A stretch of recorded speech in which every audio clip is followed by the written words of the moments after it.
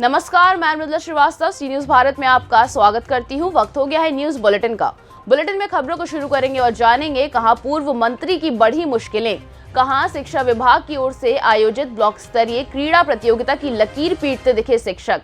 साथ ही जानेंगे कहां जीवन से खिलवाड़ करने वालों से अवैध वसूली रिश्वत लेते हुए कर्मचारी का वीडियो हुआ वायरल। ऐसी ही और भी तमाम खबरों पर आइए विस्तार से करते हैं चर्चा।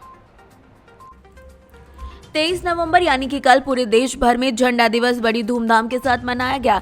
वहीं जनपद अमरोहा के पुलिस लाइन मंडी समिति में पुलिस अधीक्षक आदित्य लांघे ने पुलिस बल के साथ ध्वज फहराया। पुलिस अधीक्षक आदित्य लांघे ने बताया कि 23 नवंबर 1952 में उत्तर प्रदेश को सबसे पहले ध्वज प्रदान किया गया था। इसके बाद ही अन्य प्रदेशों को ध्वज प्रदान किया गया। ये ध्वज देश की शान है, इसीलिए इसको सलामी भी दी जाती है। उत्तर प्रदेश पुलिस पूरी कर्तव्य निष्ठा के साथ समाज की सेवा कर रही है। देखिए, 23 नवंबर 1952 में उत्तर प्रदेश पुलिस, जो पूरे प्रदेश में सबसे पहला प्रदेश था जिसको ध्वज प्रदान किया गया था, इसके बाद ही बाकी प्रदेशों को ध्वज प्रदान किया गया था। और ये ध्वज जो है किसी भी संस्था का एक प्रतीक चिन्ह होता है और इसके अतिरिक्त ये एक गौरवमयी पहचान है जो हमारे उत्तर प्रदेश पुलिस की है। आज 23 नवंबर को झंडा दिवस, यहाँ पे झंडा दिवस के लिए यहाँ पे झंडा ध्वज फहराया गया है। साथ ही साथ सलामी भी दी गई है और उत्तर प्रदेश पुलिस पूरे प्रदेश के लिए कर्तव्य निष्ठा के तहत 100% अपना पूरा योगदान देती है ताकि लोगों को सुरक्षा दी जाए। सर, ये संदेश और दिया है जो भू माफिया या जैसे कि गैर कानूनी काम कर रहे हैं उनके लिए। जी हाँ, उत्तर प्रदेश पुलिस द्वारा इस जो जितने भी संगठित अपराध हैं, चाहे वो किसी भी प्रकार का हो, माफिया जितने भी हैं, सबकी संपत्तियां कुर्क की जा रही हैं। साथ ही साथ अपराध नियंत्रण के लिए हम लोगों द्वारा रोड पर जाके फुट पेट्रोलिंग की जा रही है। महिलाओं की सुरक्षा के लिए काम किया जा रहा है। साथ ही साथ जो हम लोगों का एंटी नारकोटिक्स जो ट्रैफिक यूनिट है वो ड्रग्स के खिलाफ काम करता है। साथ ही साथ जो विशेष रूप से जो ध्यान दिया जा रहा है वो महिला सुरक्षा का अलग अलग हेल्पलाइन के द्वारा 1090 हो गई, इसके अलावा चाइल्ड हेल्पलाइन इनके द्वारा किया जा रहा है। अमरोहा से सी न्यूज संवाददाता गौरव श्रीमाली की रिपोर्ट। धार जिले के गंधवानी विधानसभा कांग्रेसी विधायक उमंग सिंगार पर उनकी पत्नी के द्वारा संगीन आरोप लगाने के बाद पुलिस के द्वारा प्रकरण दर्ज किया गया है, जिसको लेकर सिंगार की मुश्किलें अब और भी ज्यादा बढ़ने लगी हैं। विधायक ने एक सोशल मीडिया पर वीडियो भी जारी किया है जिसमें उन्होंने एक राजनीतिक किसे षड्यंत्र बताया है। इस वीडियो में उन्होंने एक तरफ आत्महत्या का जिक्र किया तो दूसरी ओर जनता की सेवा करने का भी निर्णय लिया है। अपने इस वीडियो के माध्यम से भारत के कानून पर भी भरोसा जताया है। उमंग सिंगार के बारे में ये भी बताया गया है कि उनकी एक से ज्यादा पत्नियां हैं। उमंग सिंगार एक कांग्रेस के बड़े दिग्गज नेता माने जाते रहे हैं और उनके भविष्य पर क्या असर पड़ सकता है, ये जानकारी वरिष्ठ वकील नीलेश शर्मा ने दी है। एडवोकेट शर्मा का कहना है कि उन मुकदमों के लगने के बाद लोक प्रतिनिधित्व अधिनियम को देखें तो न सिंगार की विधायकी की जाएगी और न ही उन्हें चुनाव लड़ने में कोई बाधा आएगी।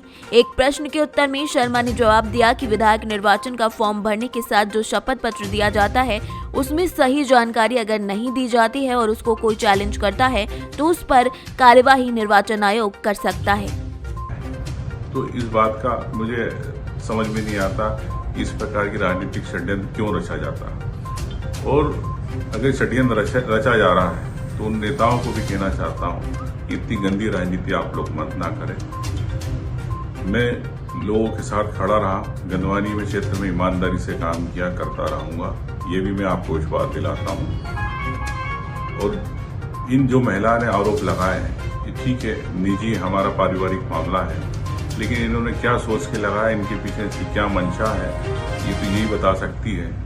कोई ने आवेदन पुलिस में पहले दिया था, उस पर अभी तक आज तक कोई कार्रवाई नहीं। तो ये प्रताड़ना पिछले 4-6 महीने से झेल रहा था मैं। क्या मेरी स्थिति ऐसी हो गई थी कि कहीं मैं सुसाइड नहीं कर लूं। ऐसा भी माननीय न्यायालय जब में जाएगी बात, मैं अपना पक्ष रखूंगा, मुझे विश्वास है हिंदुस्तान के न्याय। हाँ, ये मेरे संज्ञान में अभी आया है कि इस टाइप से हुआ है। तो ये जो इस टाइप से किया जा रहा है ये गलत है। सर, इसमें क्या कार्रवाई करेंगे? इसकी इंक्वायरी में करवाऊंगा और अगर ये सही पाया गया तो इसके विरुद्ध जो भी कार्रवाई प्रस्तुत की जाएगी वो करवाएंगे। नहीं, कोई कार्रवाई नहीं होती। ये जो मतलब जो 2 बार वसूली का जो बता रहे हैं ये बिल्कुल गलत है। इन्होंने आपका नाम लिया था कि भाई साहब के कहने पर हम वसूली करते हैं, बाकायदा उसकी लिस्ट बनती है, साहब के समक्ष जाती है, फिर साहब उस हिसाब से। नहीं, ये बिल्कुल गलत है। इस टाइप से मेरे नॉलेज में कुछ है नहीं। चलिए, सोम प्रकाश राजपूत जो है ये किस पद पे है अपने? ये एनएमए के पद पे है। सर कितने वर्षों से कार्यरत है अपना? ये लगभग 20-25 साल से होगा शायद।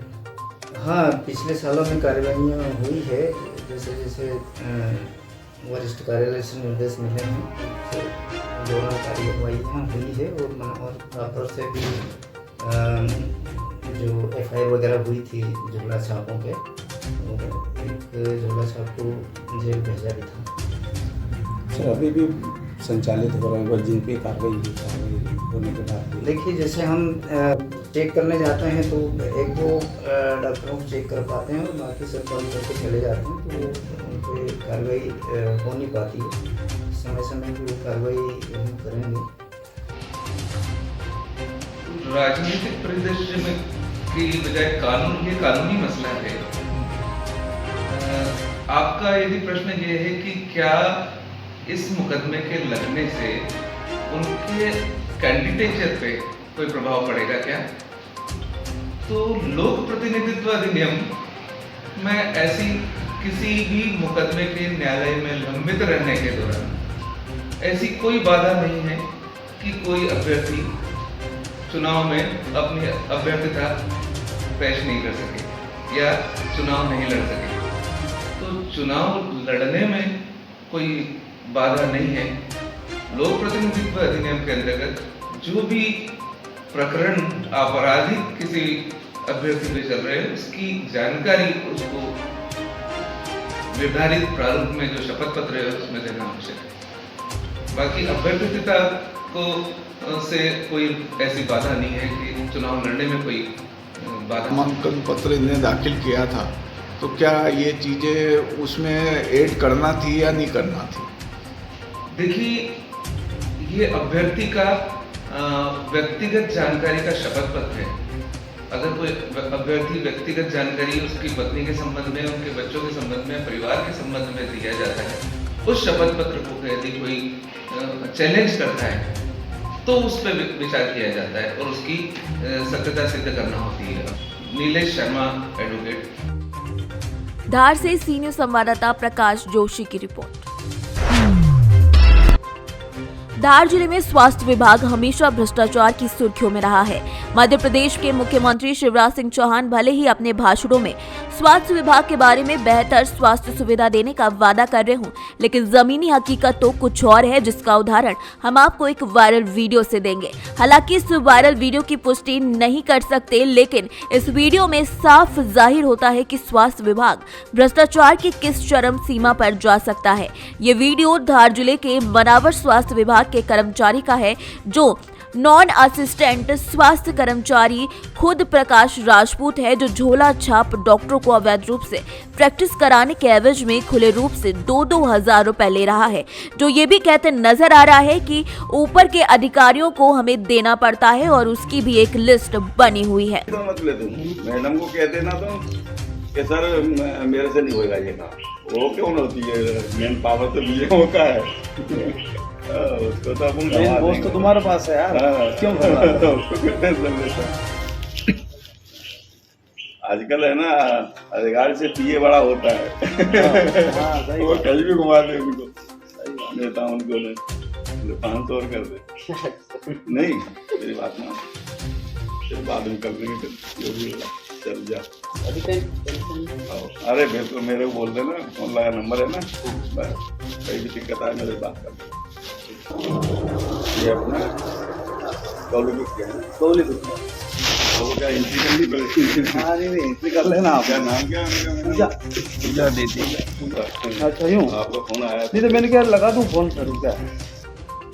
धार से सीनियर संवाददाता प्रकाश जोशी की रिपोर्ट। हरदोई के बेनीगंज कस्बे के खेरवा मैदान में बेसिक शिक्षा विभाग की ओर से आयोजित ब्लॉक स्तरीय क्रीड़ा प्रतियोगिता की जोर शोर से लकीर पीटते दिखे शिक्षक और बच्चे।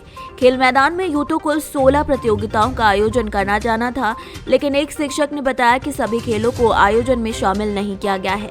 ट्रैक एंड फील्ड में सभी दौड़ प्रतियोगिताओं को नहीं कराया गया है। उत्तर प्रदेशीय माध्यमिक शिक्षक संघ कोठावा अध्यक्ष शिक्षक अंतर्यामी वाजपेयी के अनुसार खेरवा मैदान में वार्षिक खेल कूद प्रतियोगिता में ब्लॉक की 8 अन्य पंचायतों के चयनित बच्चों की कुल 8 टीमों ने प्रतिभाग किया है। खेल मैदान में प्रतियोगिता देखने आए मोहित तिवारी उल्जा सहित तमाम लोगों ने इस बारे में बात की और बताया कि ये तो खेलकूद प्रतियोगिता लकीर पीटने जैसी रही। अनुशासन की कमी के चलते ज्यादातर बच्चे शिक्षकों संग खेलकूद में प्रतिभाग के बजाय उछल कूद मौज मस्ती करते दिखे। पूरे कार्यक्रम पर नजर गड़ाए रखने वाले दर्शकों के अनुसार इस बार हुआ क्रीड़ा प्रतियोगिता कार्यक्रम शिक्षकों और खंड शिक्षा अधिकारी की मौजूदगी में माहौल बनकर रह गया है। प्रतियोगिता हो रही है, क्या मानक के अनुरूप हो रही है जैसी होनी चाहिए? बिल्कुल मानक के अनुरूप ही।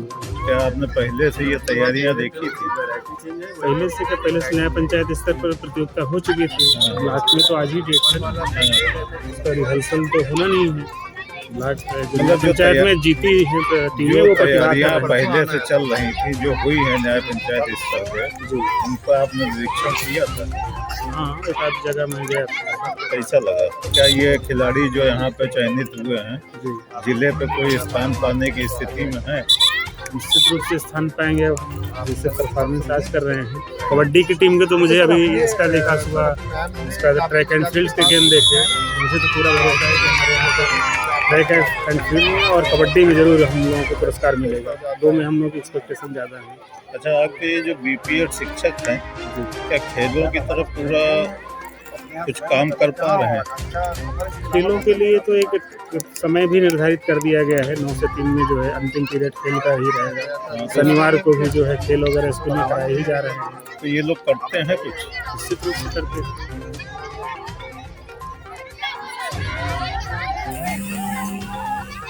वैसे लग ये रहा है कि खेल जिस ढंग से होने चाहिए डिसिप्लिन वो नहीं हो रहा है, ये केवल एक तरह का दिखावा हो रहा है। खेल में पहले भी हुए हैं, वो चीज़ देखने को नहीं मिल रही। से जो बजट प्राप्त हुआ है उसी हिसाब से तो हो पाएगा।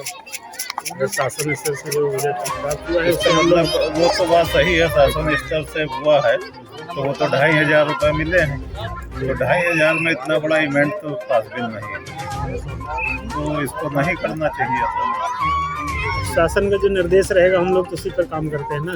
शासन की मंशा ये नहीं है कि दिखावा किया जाए, बच्चे आके यहाँ खेलें, वो सबसे महत्वपूर्ण चीज़ है। बच्चे प्रतिभाग करें, यहाँ से जिले में जो जीत के जाएँ उनका पार्टिसिपेशन ही सबसे ज़्यादा ज़रूरी चीज़ है। उद्देश्य ये नहीं कि उद्देश्य ये नहीं, पार्टिसिपेशन वही, वो जो बच्चा अच्छा रहेगा जीतेगा ही। दिखावा की बहुत ज़्यादा टेंट ये सब जो है, ये जो है डिपार्टमेंट को लगता है कि उसकी ज़रूरत नहीं है। हरदोई से सीनियर संवाददाता जितेंद्र कुमार की रिपोर्ट। खाचौद नगर में आवारा पशुओं का डेरा लगा है। रोड पर दिन पे दिन ये डेरा बढ़ता जा रहा है। आने जाने वाले राहगीरों को डर लगने लगा था कि कहीं आवारा पशु मार ना दें। बता दें कि मीडिया ने एक खबर के माध्यम से अधिकारियों को अवगत कराया, मगर अधिकारी भी नींद में थे। आखिरकार वही हुआ। बीती रात खाचौद शुक्रवारिया बाजार में एक पागल गाय ने 20 लोगों को घायल कर दिया। एक व्यक्ति को गंभीर चोट में भी रतलाम रेफर किया गया है। बड़ी मशक्कत के बाद नगर पालिका अमले ने गाय को रेस्क्यू किया है। उज्जैन से सीनियर संवाददाता सुरेश जाटवा की रिपोर्ट। शासकीय कामकाज में कसावट लाने और विभिन्न शासकीय योजनाओं के क्रियान्वयन का जायजा लेने कलेक्टर जितेंद्र कुमार शुक्ला ने बेरला क्षेत्र प्रवास के दौरान ग्राम बारगांव के धान उपार्जन केंद्र का निरीक्षण किया। इस दौरान उन्होंने धान उपार्जन केंद्र में आए किसानों और उनके धान के किस्म की जानकारी ली और उन्हें ऑनलाइन और ऑफलाइन टोकन के बारे में भी बताया। इस दौरान उन्होंने किसानों की समस्याएं सुनी और किसानों को आश्वासन दिया कि टोकन जारी होने से लेकर धान की बिक्री तक किसी भी प्रकार की समस्या वो नहीं होने देंगे। कलेक्टर शुक्ला ने कहा कि धान उपार्जन केंद्र के समिति प्रबंधक को ऑनलाइन टोकन जारी करने के संबंध में किसानों से बातचीत कर इसकी जानकारी देने को भी कहा है। साथ ही समिति प्रबंधक को निर्देश दिए गए हैं कि किसानों के द्वारा लाए गए धान का आद्रा मापी यंत्र से धान की नमी का पता करें, इसके बाद धान को पलटी कर ढेरी लगाकर तौल कराएं। बेमेतरा से सीनियर संवाददाता संजू जैन की रिपोर्ट। बेमेतरा जिले के और कृषि मंत्री रविंद्र चौबे के विधानसभा क्षेत्र में साजा मुख्यालय में जिला स्तरीय जन चौपाल शिविर कार्यक्रम रखा गया। पहले तहसील अनुभागीय स्तर पर रखा गया था, अब जिला स्तर पर यह प्रोग्राम रखा गया ताकि आमजनों की समस्याओं का निराकरण हो सके। बेमेतरा से सीनियर संवाददाता संजू जैन की रिपोर्ट। कलेक्टर जितेंद्र कुमार शुक्ला ने विकासखंड बेरला के ग्राम कुसमी के शासकीय उचित मूल्य की दुकान का निरीक्षण किया।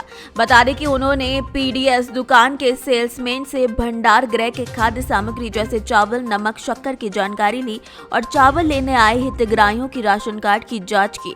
दुकान के खुलने और बंद होने, चावल की गुणवत्ता, निर्धारित मात्रा में मिलने वाले खाद्य सामग्री की भी जानकारी ली। बेमेतरा से सीनियर संवाददाता संजू जैन की रिपोर्ट। जिले के जीनियस स्कूल साजा के छात्रों ने राज्य स्तरीय विभिन्न वर्ग के खेल प्रतिस्पर्धा में गोल्ड, सिल्वर, ब्रॉन्ज पदक जीते, जिनका सम्मान स्कूल प्रबंधक समिति और स्कूल के प्राचार्य द्वारा किया गया। उनको शुभकामनाएं भी प्रेषित की गईं। बता दें कि पूर्व में भी इस स्कूल के बच्चों के द्वारा अच्छा प्रदर्शन किया गया है, जहां स्कूल सहित जिले का नाम भी रोशन हुआ है। बेमेतरा से सीनियर संवाददाता संजू जैन की रिपोर्ट। मेरठ के लिसाड़ी गेट थाना पुलिस को उस समय बड़ी सफलता हाथ लगी जब मुखबिर की सूचना पर लिसाड़ी गेट थाना पुलिस ने लखीपुरा से सट्टा माफिया नईमुद्दीन उर्फ निम्मू के घर पर छापा मारा। पुलिस ने नईमुद्दीन उर्फ निम्मू के घर से राष्ट्रीय पक्षी मोर बरामद किया। हालांकि इस दौरान नईमुद्दीन उर्फ निम्मू भागने में कामयाब रहा। थाना लिसाड़ी गेट प्रभारी कुलदीप सिंह ने जानकारी देते हुए बताया कि मुखबिर की सूचना पर इस कार्यवाही को अंजाम दिया गया है। मेरठ से सीनियर संवाददाता नवनीत कुमार की रिपोर्ट। फिलहाल के लिए इस न्यूज बुलेटिन में बस इतना ही। देश और दुनिया की तमाम खबरों को जानने के लिए देखते रहिए सी न्यूज भारत। हर खबर आपके साथ, आपके हाथ।